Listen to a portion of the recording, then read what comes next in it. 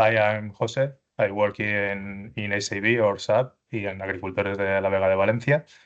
And well, we are waste managers. We recover all the waste produced by people, and we treat it and try to recycle almost everything we can.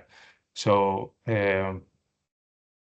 some years ago, this company decided to invest in biological processes like recycling using different types of microorganisms such bacteria or something like that.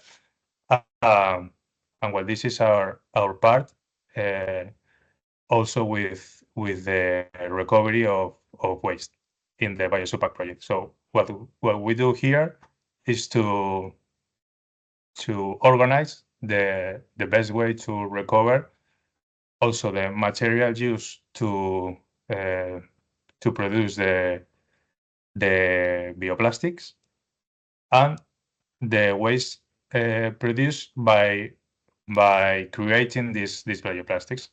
So we do this part, and then we work together with other companies to recycle these bioplastics, as I said, using microorganisms.